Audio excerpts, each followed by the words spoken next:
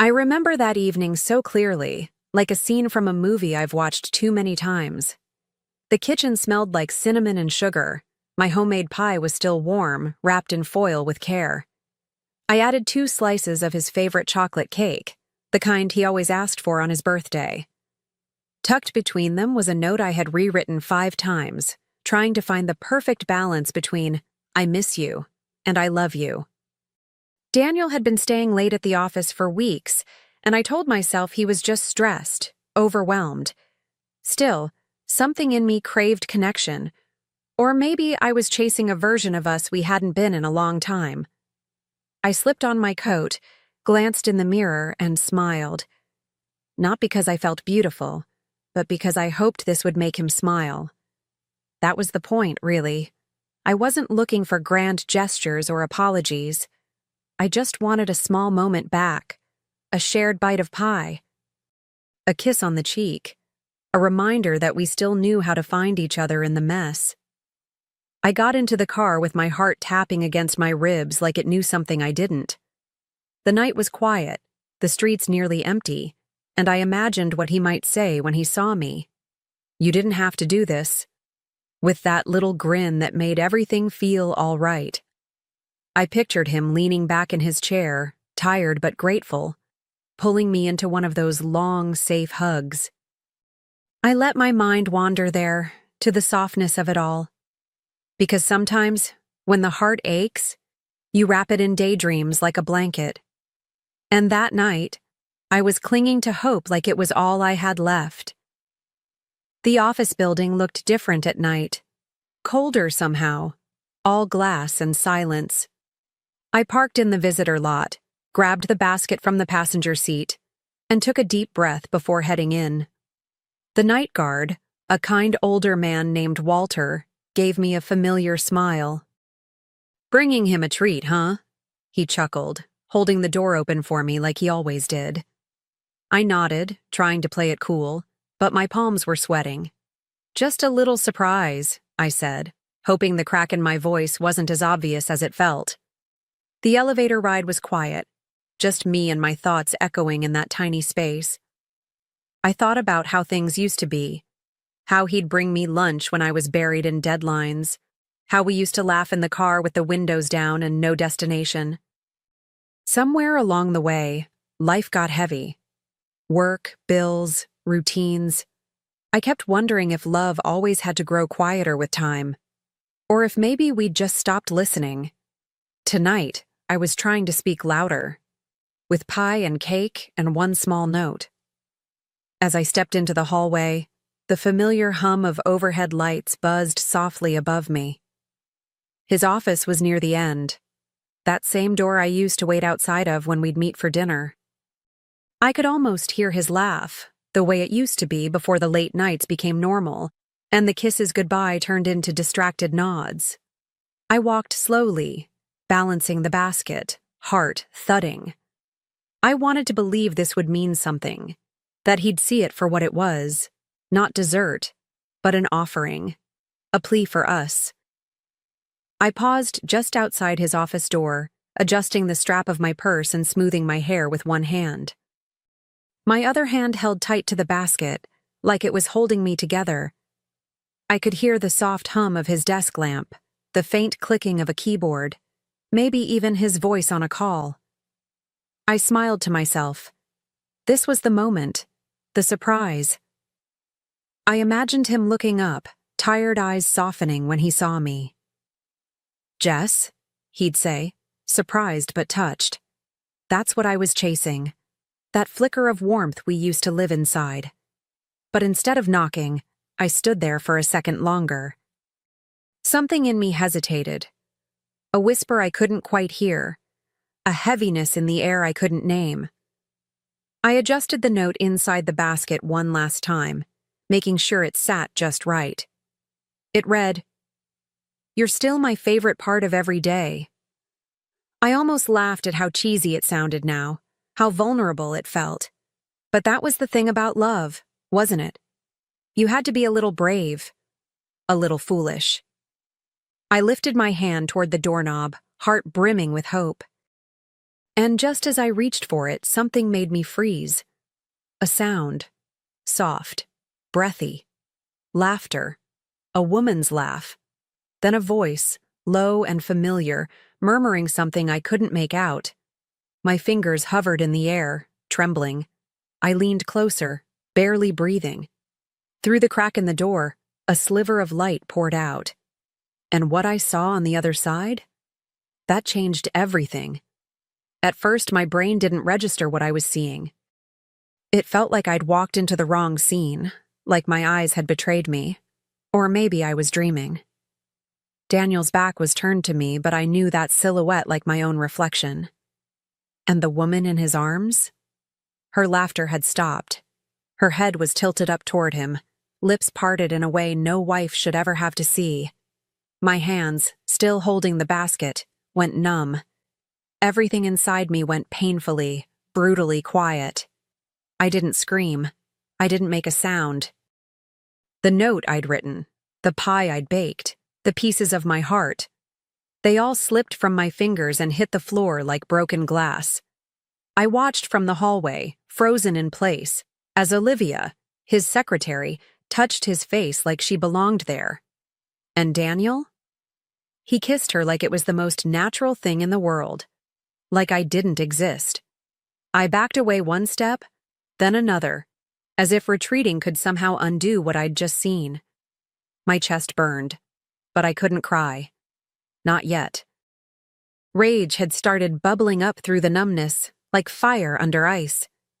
I turned and walked out without saying a word, my footsteps slow and steady, as if I were afraid I might explode if I moved too fast.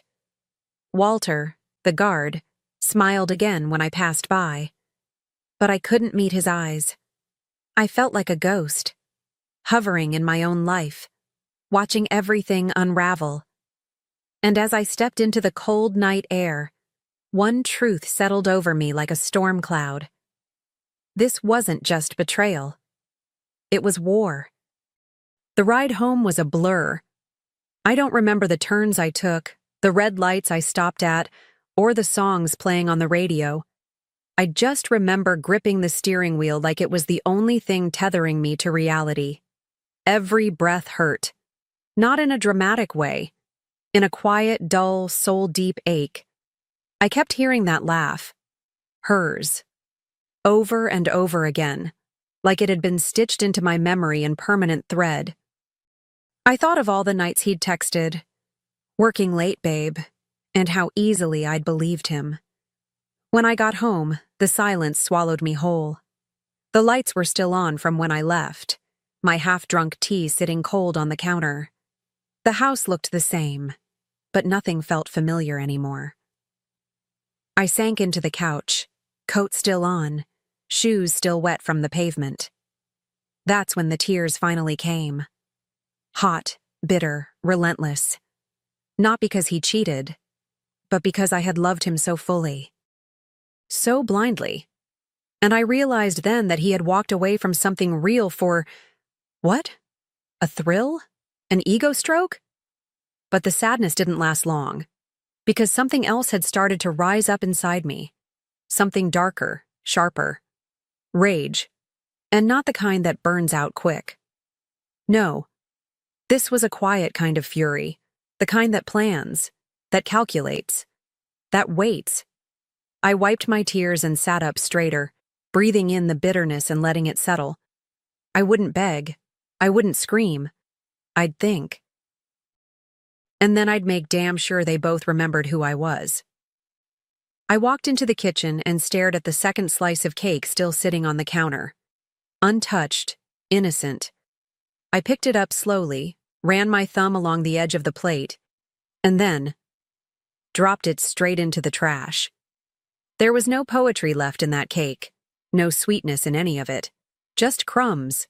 Crumbs of who I had been.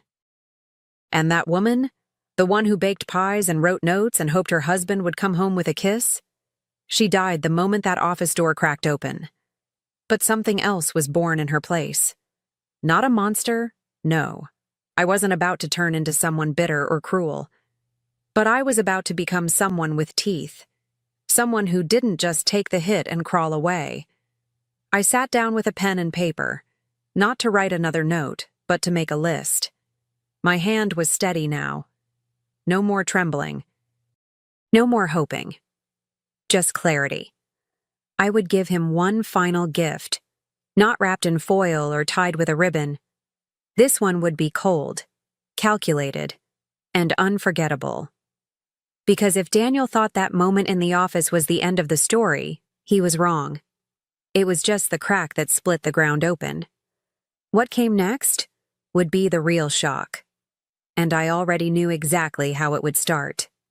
Sleep never came that night. I lay in bed, eyes wide open, staring at the ceiling like it might offer some kind of answer. But I didn't want comfort anymore. I wanted control. By morning, my tears had dried into something solid, something focused. I opened Daniel's laptop, the one he forgot to log out of before leaving for work, and started digging. Emails, messages, calendar events that didn't quite add up. It was all there, waiting, like breadcrumbs he'd never expected anyone to follow. I didn't just want proof. I wanted a pattern.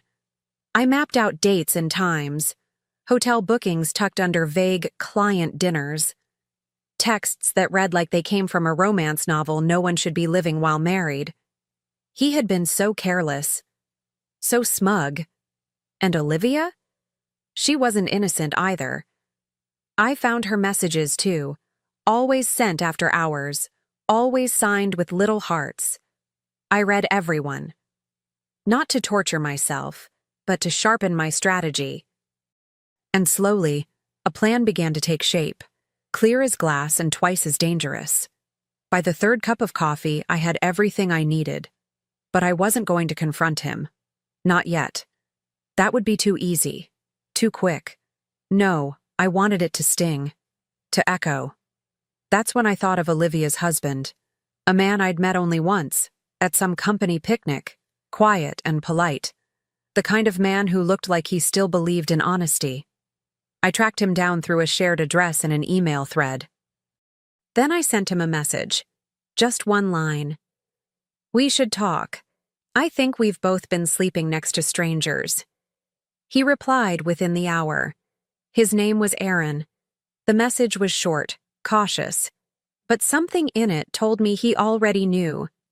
Maybe not the whole truth, but enough to feel the tremble under his feet. We met that afternoon at a cafe just far enough from the office, the kind of place where no one asked questions. When he walked in, I recognized the same look I'd worn in the mirror the night before. Hollowed-out shock, barely hiding the storm beneath. We didn't exchange small talk. There was no need. I slid a manila folder across the table. He didn't open it right away, just looked at me, jaw tense, eyes heavy. Thank you, he said quietly, and I understood it wasn't gratitude. It was grief. Then he flipped it open and saw what I'd collected. Printed screenshots, overlapping calendars, images I never wanted to see again.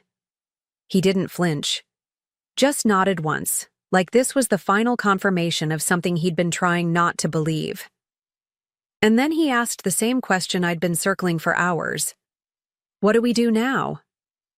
I didn't smile. I didn't blink. I told him calmly that they didn't deserve privacy, not after the way they'd violated our trust in the shadows. I wanted this to be public, not dramatic, not petty, visible. Corporate policy was clear. No undisclosed relationships, especially between manager and subordinate. I had the handbook saved on my desktop. Aaron agreed. They won't see it coming, he said, voice low and steady. I nodded. Exactly. And that's when we began building the perfect reveal. The days that followed felt different. I wasn't waiting around anymore, hoping he'd come home with some pathetic excuse. I had purpose now. Every free moment was spent organizing, refining, preparing. Aaron and I shared information quietly, like co-conspirators in a silent war. We combed through office chatter, policy memos, even social media breadcrumbs. It was astonishing how reckless they had been. Lunch breaks that lined up too often, business trips that mysteriously overlapped, whispers from coworkers that suddenly made perfect sense. At night, I would lie in bed, phone in hand, going over the timeline one more time. I wasn't obsessing. I was orchestrating. And in those hours, I started to feel something I hadn't felt in a long time. Power. Not the loud, ego-driven kind. This was quieter, cleaner. I wasn't broken anymore. I was building something. A reckoning. And the thought of Daniel standing there, blindsided and speechless, gave me just enough warmth to sleep soundly for the first time in weeks. The final detail fell into place when the company announced their annual gala, a celebration of milestones, of family values, and leadership excellence. It was perfect. A stage, an audience, and both of them dressed to impress. I RSVP'd with a smile and picked out a dress that made me feel like the woman I used to be. Before lies, before silence, before betrayal. This wasn't just revenge. It was a reminder of who I am and exactly what I'm capable of when pushed too far. The night of the gala arrived like a performance I'd been rehearsing in my mind for days. The venue was glowing, chandeliers, soft jazz, glasses clinking, polite laughter echoing through the hall. I stepped out of the car and into the cool air, heels clicking on the pavement, heart steady. My dress shimmered under the lights, tailored just enough to remind Daniel what he'd lost and what he'd underestimated. As I walked in, heads turned. Not because of the dress, really, but because I looked unshaken, controlled, radiant. Daniel didn't see me right away. He was near the stage, playing the charming executive, arm draped casually around Olivia's lower back. She looked exactly like someone who believed she'd gotten away with something. They both did. I smiled at that, not bitterly, but knowingly. Because tonight, I wasn't just his wife. I was the storm they didn't bother to check the forecast for.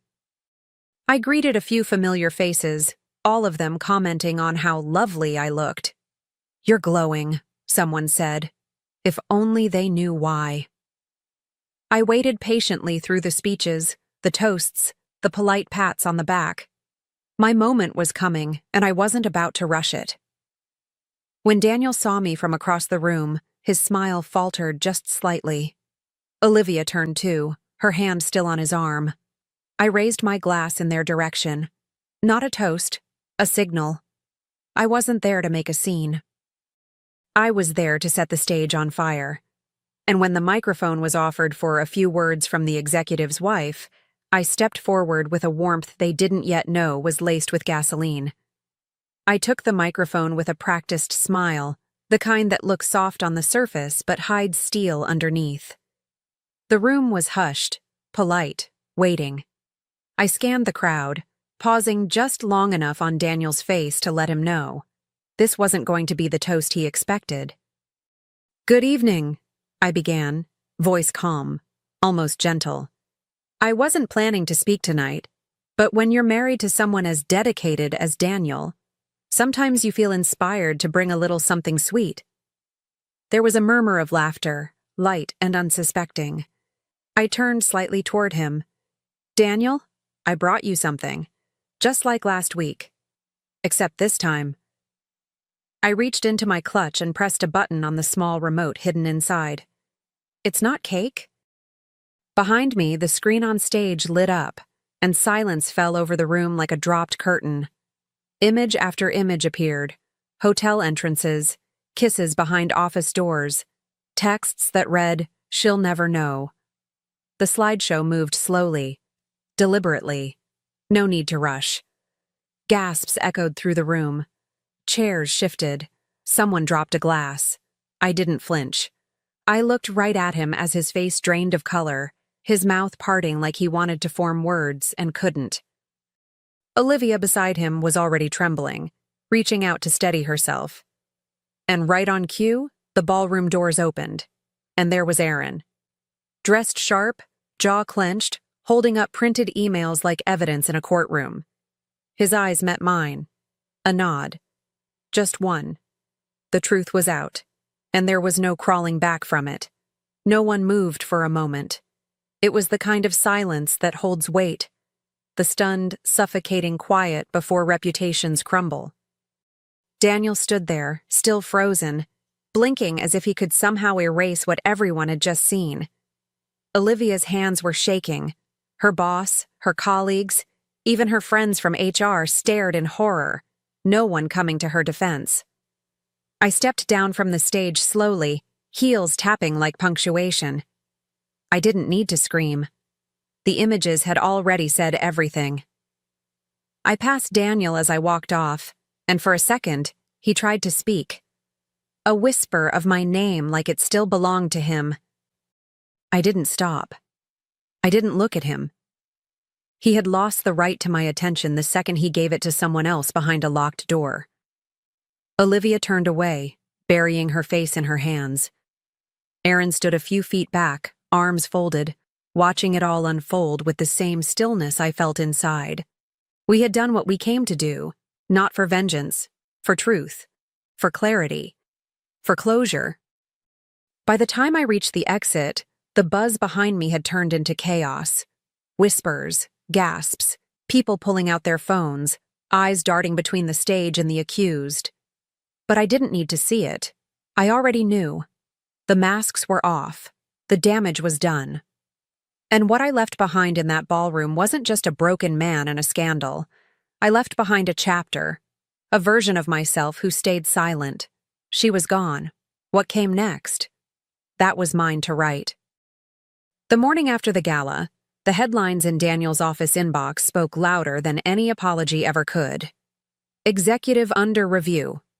Internal breach of conduct. Possible termination pending. HR didn't waste time. Olivia was escorted out before lunch, her badge deactivated, her email erased. Daniel was placed on leave. Indefinitely. Suddenly, all those long nights at the office didn't look so noble anymore. The same people who once admired him now avoided his gaze in the hallways, as if betrayal might be contagious. I watched it all unfold from a distance, not with bitterness, but with a strange calm. I wasn't proud of what happened. But I wasn't ashamed of it either. He made choices. I simply removed the curtain. The whispers didn't scare me. The judgment didn't touch me. If anything, there was a quiet strength in the way I carried myself through it. Not as a woman scorned, but as a woman done being dismissed. I filed for divorce the next day. No screaming, no theatrics, just signatures and silence. Daniel tried to call. Once. Twice. I let it ring. Then I blocked the number. I had nothing left to say to a man who only listened when the whole room was watching. I didn't need closure. I had truth. And with that truth came freedom. Legal counsel took care of the rest. What I was owed, I claimed. The house, the car, the accounts he never thought I'd touch. I didn't take it out of spite. I took it because I deserved it, because he forgot who I was. And I just reminded him. People always assume you'll fall apart after something like that you'll crawl into bed and stay there for weeks, crying over what used to be. But grief doesn't always look the way people expect. Sometimes it shows up in the grocery store aisle when you realize you don't need to buy his favorite cereal anymore. Sometimes it's in the quiet of your living room, noticing how much more peaceful the house feels without his phone buzzing at midnight. And sometimes it's just relief that he's gone. I began reclaiming the little things first. Playlists, pillows, passwords. I repainted the bedroom, donated his old books, threw out the mug he always left by the sink. It wasn't anger that fueled me. It was clarity. Every drawer I emptied, every closet I cleared, felt like I was making space. For breath. For light. For me. The woman who had stayed too quiet for too long was finally letting herself be loud, even if only in the privacy of her own home. And that silence? It didn't ache anymore. It healed. I met friends for lunch again, started saying yes to things I used to turn down. I even signed up for a baking class, not because I needed to learn, but because I wanted to share something I loved without anyone taking it for granted. The instructor smiled when I walked in, and for the first time in what felt like years, I smiled back without faking it. Life wasn't perfect, but it was mine again. And that more than any revenge or settlement was the sweetest part of all. A few weeks later, I found myself at a little cafe downtown. Nothing fancy, just a quiet spot with good coffee and a window seat I used to daydream in. I sat across from my best friend, a slice of chocolate cake in front of me, the kind I used to bake for him. But this time, it wasn't for anyone else, just me. She raised her eyebrows with a grin. "Dessert before lunch?" she asked. I smiled as I took the first bite. "I've earned it," I said. And I meant it. There was something poetic about it all. How the story that started with a pie ended with a piece of cake. Not because I needed sweetness, but because I had taken back the meaning of it. I wasn't mourning anymore. I wasn't waiting for an apology or some miracle of closure. I had already walked through the fire and come out clean. Lighter, stronger, and more certain than ever that love, real love, starts with loving yourself enough not to settle for crumbs. I looked out the window as the world passed by, feeling no rush, no ache, no unfinished business. Just peace. I leaned back in my chair, took another bite, and laughed softly to myself. He always thought I was just the woman who brought dessert. What he never realized, what she never saw coming, is that I was also the woman who brought the reckoning. My mother smirked as she pointed me to a fold-out chair by the trash can. Everyone laughed. But when the $4,600 bill came and the waiter looked at me, I smiled and said, "Not my table." That night, everything changed forever. The maitre d' smiled as he pulled out the velvet-lined chairs one by one for my family, each seat facing a candlelit table adorned with crystal glasses and gold-trimmed menus. It was the kind of restaurant you only visited once a year, if that. And this year it was for my mom's birthday. Everyone was dressed to impress. My brothers in tailored suits, my sister in her designer dress. I had saved up for weeks to buy a simple black outfit and heels just for this night. I walked in a little late, just 5 minutes, and smiled, scanning for a seat. My mom's eyes met mine. Cold. Calculated. With a smug twist of her lips, she motioned behind her. "Oh, sweetheart," she said, loudly enough for the whole room to hear. "This table's for family only." I blinked. Confused.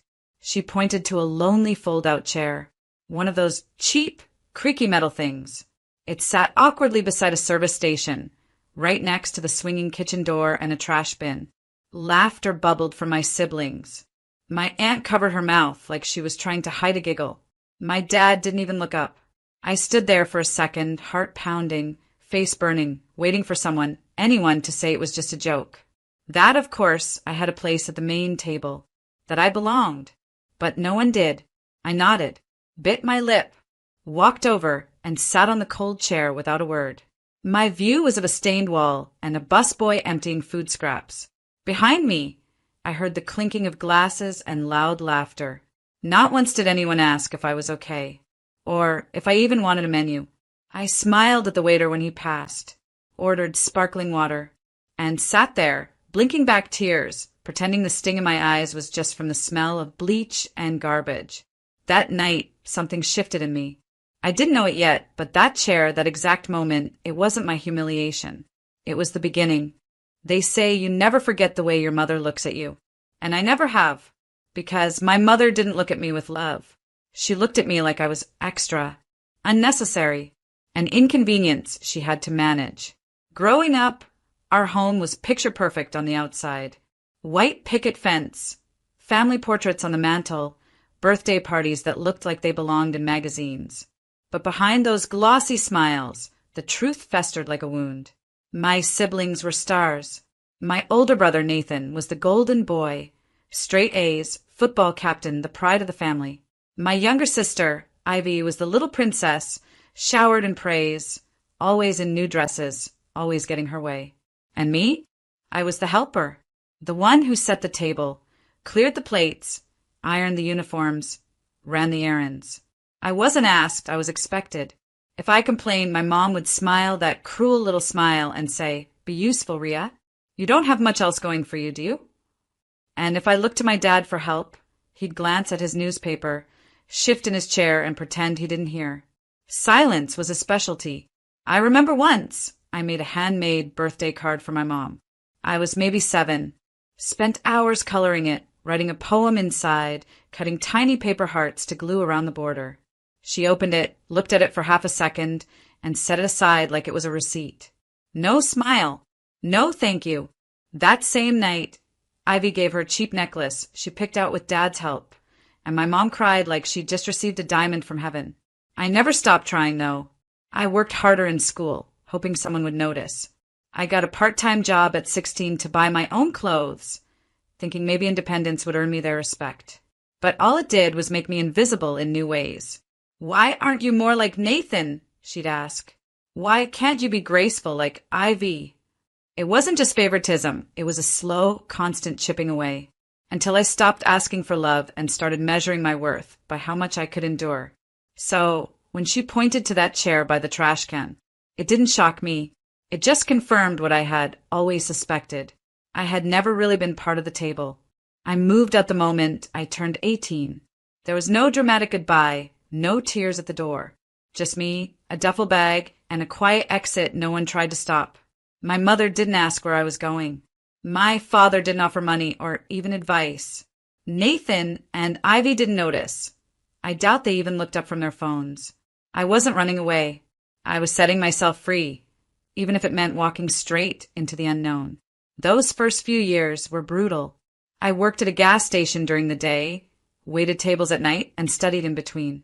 There were weeks I lived on instant noodles and coffee. I shared a one-room apartment with peeling paint and no heating. Winters felt like punishment, but I kept going, because what I lacked in support, I made up for in grit. College was a dream I didn't know I could afford, but I applied anyway, took student loans, applied for every scholarship. I'd study late into the night, sleep 3 hours, then head to my shift. I missed out on parties, holidays, and birthdays, but I never let myself fall behind. Every test I passed, every class I aced, felt like a secret victory, like I was building something for myself, quietly, invisibly.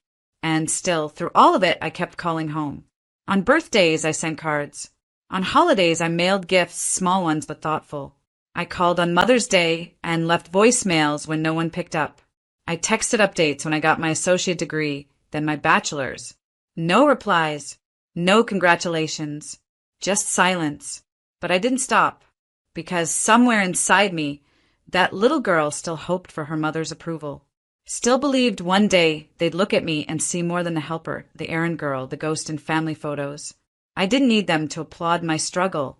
I just wanted them to see it, to say, "We're proud of you, Ria." But that day never came. So I learned to clap for myself, quietly in my own space. I framed my diploma, stuck it on a wall in my tiny apartment, and whispered, "You did it."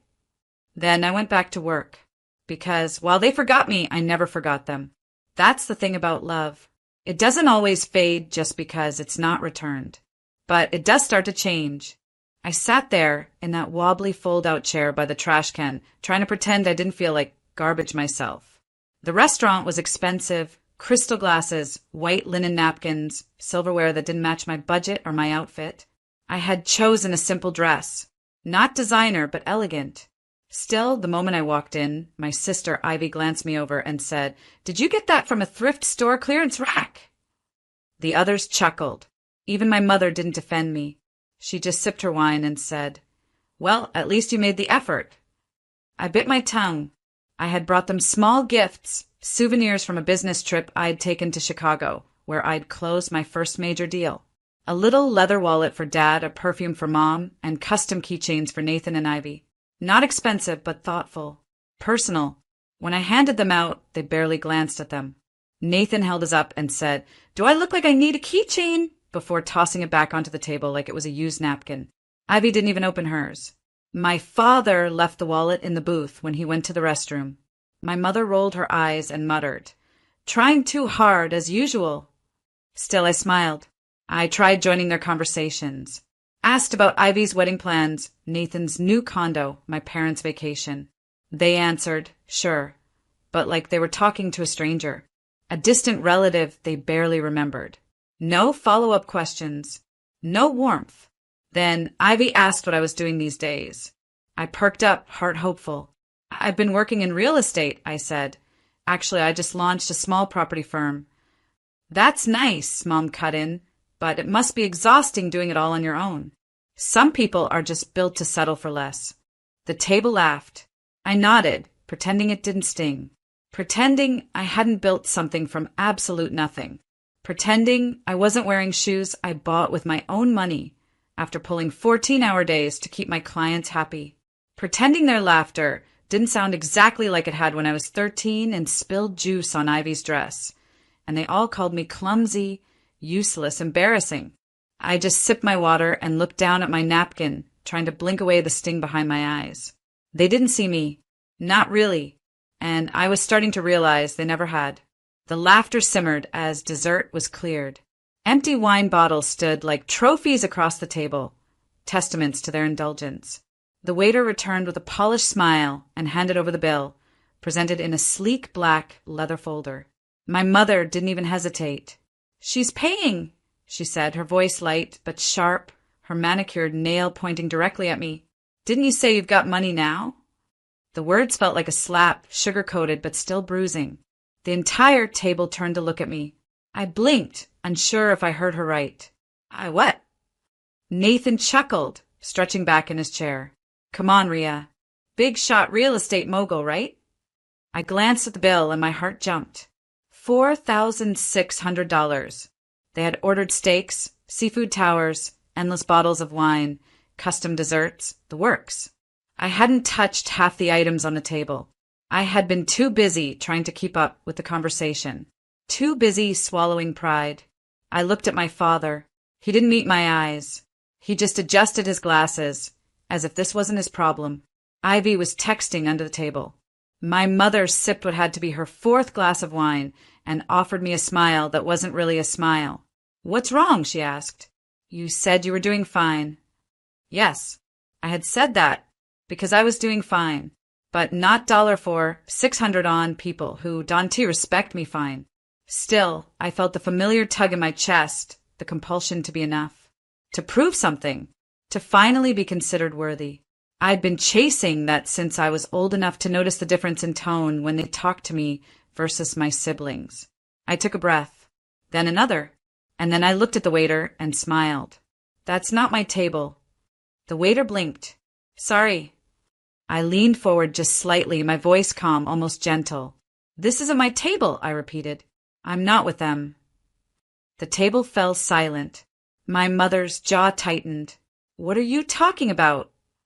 "I wasn't invited," I said, pushing my chair back. I wasn't welcomed. I was humiliated, insulted, ignored. "So, no, I won't pay for this dinner, because it's not mine. None of this is mine." I stood, smoothing down my dress. Nathan scoffed. "Wow, dramatic much?" I didn't even look at him. The waiter looked from me to the others, unsure. "They'll split it," I said softly. "I'm sure they can afford it. After all, they're family." Then I turned and walked away, heels clicking against the marble floor, my heart racing. Not with shame this time, but with something I hadn't felt around them in a long time. Freedom. For once, I hadn't begged to be accepted. I hadn't played the part. I had simply walked away, and that somehow felt richer than any bank account balance I'd ever earned. I stood still for a moment, letting the silence settle like a storm cloud over the linen-draped table. Their faces were frozen, forks mid-air, mouths slightly open. The tension was thick enough to cut with the steak knives they had so lavishly used. "I'm not family," I said, my voice steady, even soft. "Remember? That's not my table." No one moved.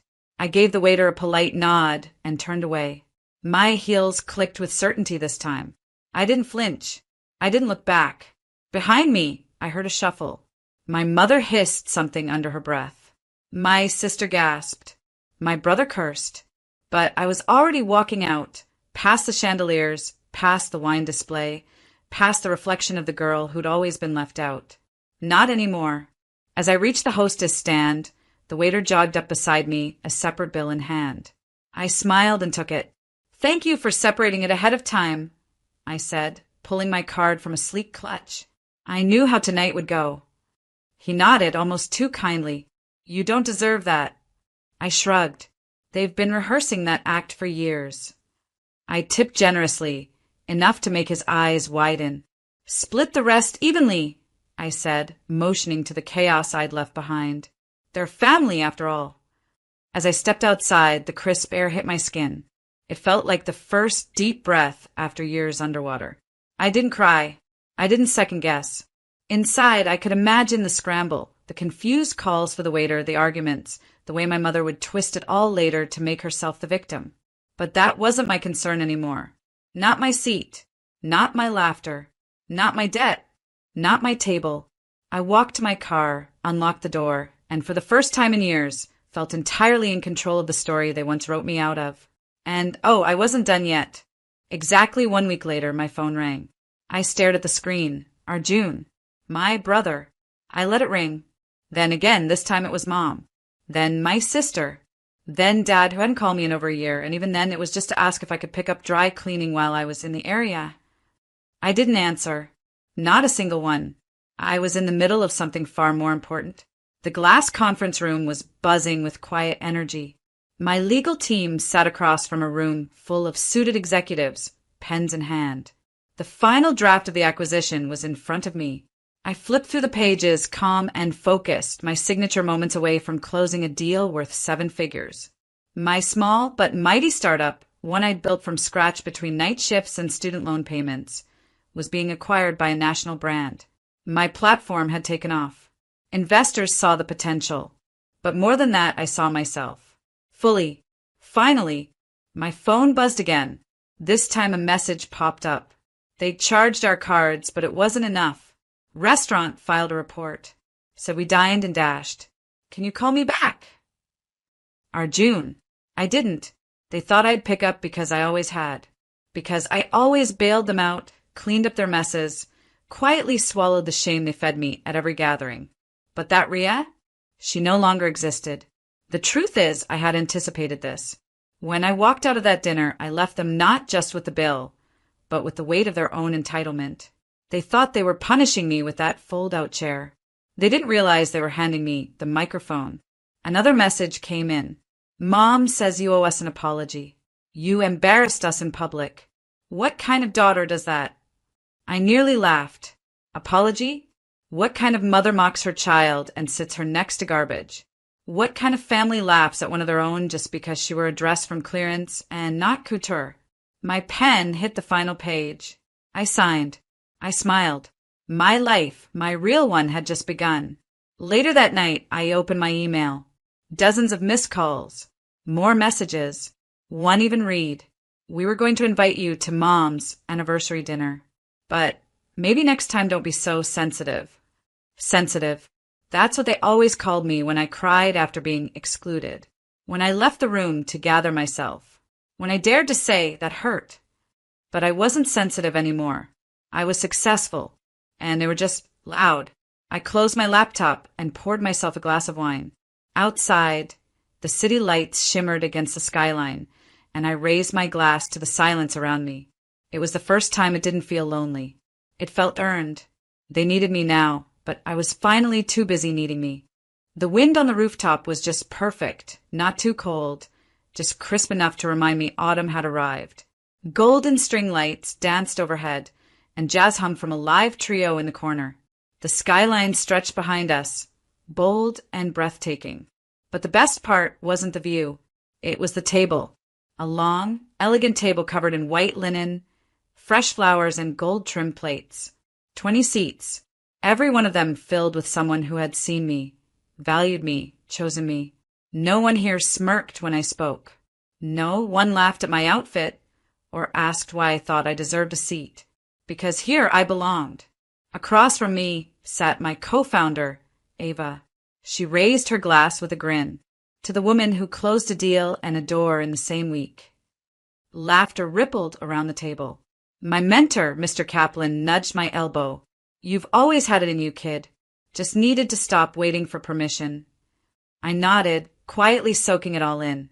The warmth, the peace, the absence of judgment. This dinner wasn't loud or overdone. It didn't need to be. It was mine. Every guest was someone who'd walked beside me through the climb. My investor, my roommate turned sister, the barista who offered me free coffee during my broke coding days, and whom I later hired to manage our new office. This wasn't about revenge. It was about recognition. I'd spent years begging for scraps at a table where I was never wanted, where I was placed beside trash, literally and emotionally. Now, I'd built my own table, and there was no fold-out chair in sight. Halfway through dinner, Ava leaned in. "Did your family ever call again?" I smiled. They did. Wanted to talk things out. Said they were hurt by how I acted. "What did you say?" "I didn't," I replied, lifting my glass. "Because you don't owe explanations to people who only love you when you're silent." Everyone nodded. They got it, because they knew what it meant to rise above without ever stepping down to explain your worth. As dessert arrived, small slices of cardamom cake and handmade truffles. I stood up and tapped my glass. "Thank you," I said, voice soft but steady, "for seeing me before the world did, for clapping when I won, and for sitting at this table, not because you had to, but because you wanted to." A chorus of cheers followed, glasses raised high. I looked out at the city lights, then back at my people. My real family. That night, I didn't just host a dinner. I reclaimed every version of myself that ever felt small. I rewrote the rules. I sat at the head of a table that didn't just hold food, but history, healing, and a whole new beginning. And in that moment, with the stars above and laughter around me, I knew one thing for sure. I was never the problem. I just outgrew their table. Feel like standing on trial. My hands held a box of homemade cupcakes, my mom's favorite, and a wrapped scarf I'd gotten for my dad. It was just supposed to be a casual visit, maybe a small step toward healing. Instead, my father looked at me with that familiar coldness, the kind that made even the sunniest day feel like winter. "You're not family anymore," he said flatly, not even glancing at the gifts in my arms. "Don't come again." Behind him, my mother stood with her arms crossed and a smirk dancing on her lips, like she'd been waiting for this moment. "She deserves that," she muttered, loud enough for me to hear. I froze.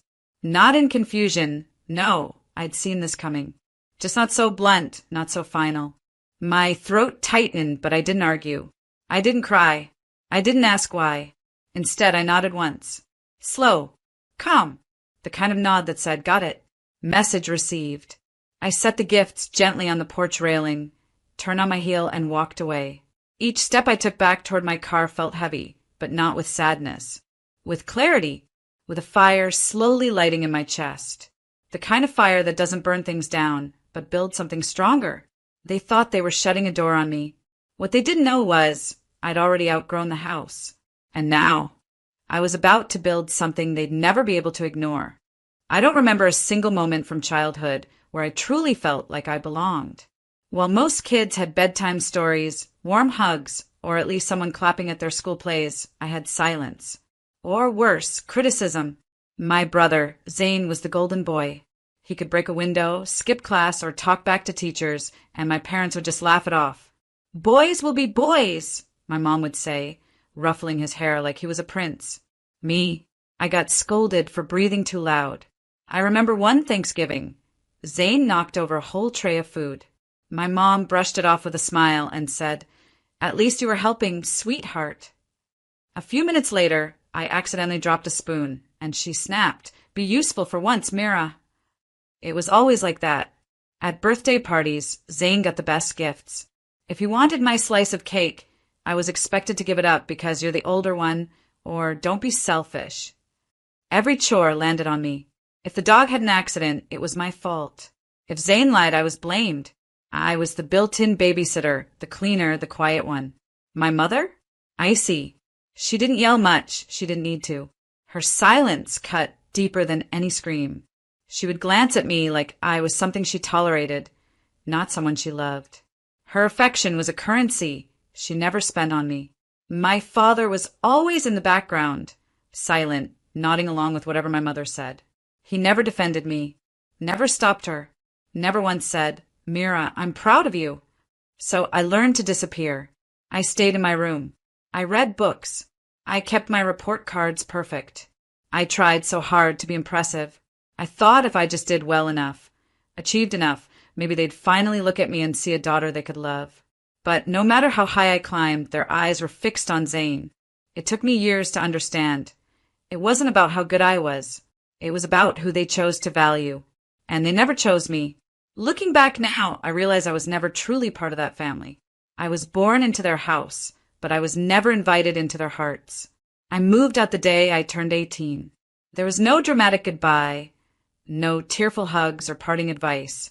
Just a silent breakfast, my father buried in the newspaper, and my mother rinsing a plate like I wasn't even there. I walked out with a second-hand suitcase and a heart that still, somehow, hoped one day they'd miss me. I worked 2 jobs while going to community college. I stocked shelves at night, tutored math in the afternoons, and did freelance design work whenever I could squeeze it in. There were weeks I lived on instant noodles and shared one bedroom with 3 other girls just to make rent. But you know what? I never complained, because for the first time I wasn't invisible. Every dollar I earned was mine. Every accomplishment, no matter how small, was mine too. No one overshadowed me. No one dismissed me with a cold glance. I built my world brick by brick, fueled by rejection and this stubborn fire that said, "I'll prove them wrong." After college, I landed an internship at a marketing firm.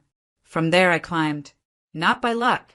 Not because anyone opened doors for me, but because I refused to let any of them close. By 27, I owned my own digital branding agency. I had 10 employees, 6-figure contracts, and my name on the office door. I bought my first condo in cash. I donated to charities. I was by every measure successful. But success doesn't fill the holes family leaves behind. Every milestone made me ache. I wanted to call someone to hear, "We're proud of you, Mira." I wanted to host a holiday dinner where I finally sat at the center of the table. I wanted to matter to the people who had spent their lives reminding me I didn't. So I sent invites, birthday cards, holiday gifts. I still showed up to family events when I was included, smiling, offering help, hoping someone would finally say, "You did it." They never did. My mother would glance at my handbag and mutter, "Must be nice to waste money on labels." My father would ask about my business, then nod blankly and turn away before I finished answering. Zane, of course, always arrived late and left with leftovers, acting like the star of every room. I kept showing up, though, because some part of me, the part that still wanted to be loved, kept whispering, maybe next time. But eventually, even the strongest heart realizes when it's not wanted. And mine had been bruised for long enough. It wasn't like I hadn't tried. Over and over again, I kept reaching out, hoping something would shift. I sent them thoughtful gifts on holidays, things they once mentioned in passing. A record player for Dad after he said he missed final. A handmade silk scarf for Mom, just like the one she used to admire when we passed the boutiques downtown. No notes asking for praise. Just love. Quiet and hopeful. I'd call and ask how they were. I'd offer help, like when their roof needed repairs or when Dad had trouble with his new phone. Each time, I'd hear that stiff politeness, that cold distance, the kind that says, "You're not welcome, but we won't say it out loud." They never reached out first, not even once. But I told myself, maybe they don't know how. Maybe they're just not expressive people. Maybe I need to try harder. So I tried harder. Then came the wedding. My cousin Priya and I grew up like sisters. We'd build forts out of couch cushions, whisper secrets under blankets, cry on each other's shoulders after middle school heartbreaks. Even after I moved out, she stayed in touch. Or at least she used to. When I heard she was getting married, I waited for the invitation to arrive. Days passed, then weeks. I thought maybe it got lost. Maybe she had the wrong address. So I called Mom. "Oh, Mira," she said, her voice syrupy and fake. "It's just a small thing. You know, immediate family only." Immediate family. The words didn't hurt at first. They sat there in the air, like smoke, until I realized what they meant. I wasn't considered immediate family. I wasn't considered family at all. But Zane was going. So was every aunt and uncle, every cousin, even their neighbor from 3 houses down. I saw the pictures later on Facebook. My parents beaming in the front row. My brother making a toast. Priya in her gown, radiant, and not a single message from her. It felt like erasure. I didn't cry. I didn't scream. I just closed my laptop, walked into the kitchen, and stared out the window for a long time. Something in me cracked, but instead of breaking, it hardened.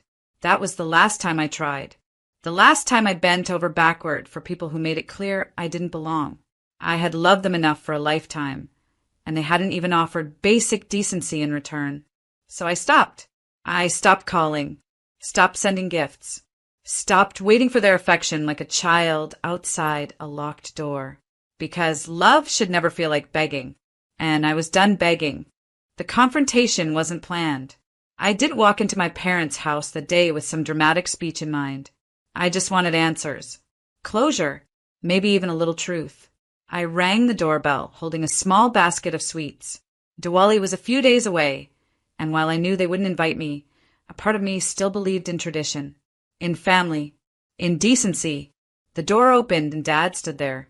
No smile, no greeting, just a cold glance before he stepped aside wordlessly to let me in. Mom sat on the couch, scrolling through her phone like she hadn't noticed I arrived. But I knew she had. She always did. I placed the basket on the coffee table. I wanted to wish you both a happy Diwali, I said softly, my voice trying to stay calm. Mom didn't look up. We're busy, she murmured. I know, I said, swallowing the knot forming in my throat. But I need to talk. That's when Dad finally spoke. If it's about the wedding, don't start. We already told you. Only close family was invited. Close family? I repeated, my voice sharper now. Do you hear yourself? Mom raised her eyes then, smug, like she had been waiting for this moment. You're the one who distanced yourself, Mira. You left. You don't visit. You live in your little bubble. I left because you gave me no choice, I snapped. You've never treated me like part of this family. I tried again and again, but nothing was ever enough for either of you. Dad crossed his arms. You're too sensitive. Always have been. That's your problem. Everything's an issue. No, I said quietly. You know what the problem is? You all act like I never existed unless you need something from me. You talk about me like I'm a burden, and yet somehow my success, my money, still makes its way into your conversations. He glared at me, jaw tight. You don't get to come in here and lecture us. And you, I turned to Mom. You've never even pretended to like me. You treat my brother like a prince, and me like I'm disposable. She didn't deny it. Instead, she just smiled, tilting her head slightly. Maybe because he never turned his back on us. I laughed, short and bitter. Turn my back? You made it impossible to stay. You shut me out every chance you got. And when I still kept showing up, you pretended I was invisible. The room went quiet, the kind of quiet that chokes. And then Dad said it. Maybe it's time you stop coming around at all. You're not part of this family anymore. His words didn't sting the way I thought they would. They landed like bricks, but not on my chest. On the wall between us. A wall that had been built slowly over years of coldness, silence, and rejection. He had just added the final stone. Mom looked pleased, her lips curled in that same mocking smirk I'd seen since childhood. I looked at both of them, really looked, and for the first time in my life, I didn't want their love anymore. I stood tall. No tears. No begging. I just said, then don't ask me for anything again. Not money. Not favors. Not my time. Nothing. Dad opened his mouth, probably to protest, but I was already walking away. Out the door. Down the steps. And for the first time in years, I wasn't looking back. The letter didn't come easily. It took me 3 days, countless drafts, and several long walks around my apartment just to start writing. Not because I didn't know what to say, but because, for the first time in my life, I wanted to say it perfectly. Clearly. Without apology. Without softening the truth to protect the very people who never protected me. I titled it simply, Goodbye. Then I began. Dear Mom and Dad, this is not a letter asking for understanding love, or closure. This is not a plea. This is a declaration. For as long as I can remember, I've been trying to earn a place in your hearts. I was the daughter who studied hard, worked double shifts, smiled through the pain, and kept showing up, even when you pushed me away. I sent gifts you never acknowledged. I called only to be met with cold tones and shorter silences. I let you guilt-trip me into funding repairs, bills, and birthdays, because a part of me still believed, maybe foolishly, that family meant something. But family, I've learned, isn't something you're born into. It's something that's built through love, support, and mutual respect. And in that sense, we've never really been a family, have we? I've spent my entire life chasing approval from people who treated me like an outsider. I was never the favorite. I was barely tolerated. My wins were ignored and my pain was mocked. You cheered for my brother, made excuses for his mistakes, and built him a pedestal while leaving me to climb alone. And yet, when I succeeded, you smiled, not with pride, but with calculation. What could Mira give us now? What would she pay for? So let me make this easy. Nothing. I will no longer be the emergency ATM. I will no longer take late-night calls to bail out problems I didn't create. I will no longer send birthday money, festival gifts, or plane tickets. I owe you nothing, because you gave me nothing of value except a reason to become who I am without you. I don't write this to hurt you. I write this so that, for once, you hear me, unfiltered, unashamed, and finally free. If someday you wonder where I went, remember this letter. Remember who pushed me away. I wish you peace, but not access. Goodbye, Mira. I sat back after the final sentence, reading every word with trembling fingers. Not because I was afraid of their reaction. I knew what it would be. Rage, denial, blame. But none of that mattered now. This wasn't about them anymore. It was about me. I printed the letter, folded it neatly, and placed it in a simple white envelope. No return address. No frills. Just a stamp and their home address, the same one I used to write on birthday cards when I was a child, hoping they'd smile. As I dropped the envelope into the mailbox, a strange stillness settled over me. Not sadness, not guilt, just peace. Back home, I opened my phone and blocked both their numbers. Then my brothers. Then aunts, uncles, anyone who used family as a weapon. I didn't cry. Instead, I made a cup of tea, curled up on my couch, and let the silence wrap around me like a warm blanket. Because this time it wasn't empty. It was mine. 3 months passed without a single word from me. Not a text. Not a call. Nothing. And in that silence, something strange happened. I started to feel alive. I was no longer waiting for an apology that would never come. No longer stretching myself thin to earn a love that was never offered freely. I was just living. Peacefully. Purposefully. Until the emails started. The first one came from my father. Just a short, awkward subject line. Can we talk? The message itself was brief. Hope you're well. We should reconnect. Love, Dad. No mention of the letter. No acknowledgement of what had happened. Just a weak attempt to slide back into my life as if the past hadn't occurred. I didn't respond. 2 days later, another email. This time longer. Your mother and I have been going through a tough time. I lost my job last month. The company downsized. We didn't want to tell you before, but things are hard. We could use some help if you're in a position to. Still no apology. Just need. I marked it as unread and closed my laptop. The texts began the next day. First my mom, then my dad. Then my cousin, who I hadn't spoken to since I was excluded from her wedding. They all carried the same message, just dressed differently. Your parents need you. You're doing well now, right? Don't turn your back on family. Family. The word burned every time I read it. The same people who told me I wasn't family anymore now remembered the word when it was convenient. One night, I came home from work and found 2 familiar figures standing outside my building. My parents. My mother wore that same expression, tight-lipped and proud, but her eyes darted nervously. My father looked older, smaller, like someone who had been hollowed out from the inside. Mira, he said, stepping forward, hands slightly raised like I might run. Please, just talk to us. I didn't stop walking. Mira, my mom snapped, still holding on to her pride like armor. You can't just ignore us. I reached the door and turned. You told me I wasn't family, I said calmly. So I'm treating you like strangers. But we need you, my father shouted, desperation leaking through the cracks. I gave you everything. I laughed, soft, bitter, and broken. No, you gave me trauma, and I turned it into strength. You didn't build this life, I did. And now you don't get to collect from it. I entered my building without another word. No screaming, no tears, just silence. Later that night, I reread the last email my father sent. This time I didn't feel guilt. I felt closure. They hadn't changed. They weren't sorry. They were just scared and broke. And I was free. I didn't owe them answers or explanations. I didn't owe them money or second chances. The silence wasn't revenge. It was protection. From their chaos, from their cycle, they made a choice.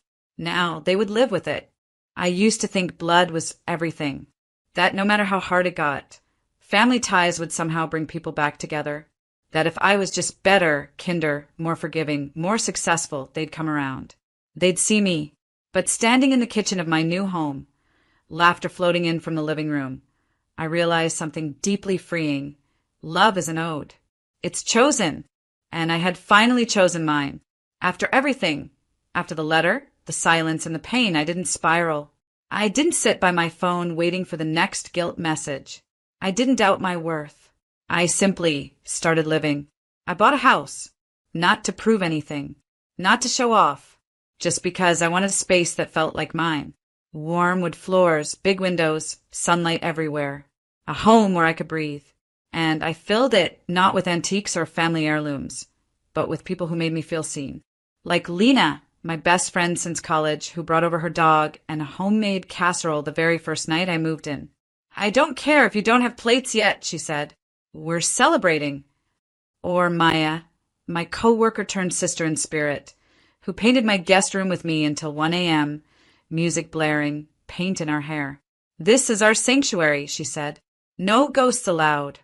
Then there was Jonah, my mentor and now dear friend, who showed up with a bottle of champagne and said, Tamira, for burning bridges that led nowhere. And one by one, piece by piece, I built a world that felt like mine. The first holiday I hosted in my new home was small, but unforgettable. The scent of cinnamon and roasted vegetables filled the air. My friends came early to help decorate. String lights around the porch, candles on the table, mismatched chairs that somehow made everything feel more personal. We laughed. We told stories. There were no sharp looks, no snide remarks, no cold silences. Only warmth. Only love. When dinner was served, we raised our glasses. Jonah clinked his fork against his wine glass. I propose a toast, he said, grinning, to found families and the people who remind us we were never the problem. Everyone cheered. I lifted my glass last.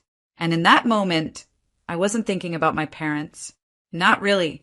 I wasn't thinking about the years I spent trying to earn their love or the ache of their absence. I was thinking about the life I'd built, the peace, the laughter, the ease. To peace, I said, and to choosing ourselves. That night, after everyone left and the house had quieted, I sat by the fireplace with a mug of tea. For the first time in years, I felt completely at home. No pretending, no proving, just me. I thought about the girl I used to be, the one who cried quietly in her room after being called selfish for wanting attention, the one who bought gifts she couldn't afford just to get a smile from her mother, the one who kept showing up, even when she was told not to. I wanted to hold her hand. I wanted to tell her it was going to be okay. That one day, she'd stop chasing people who only wanted to hurt her.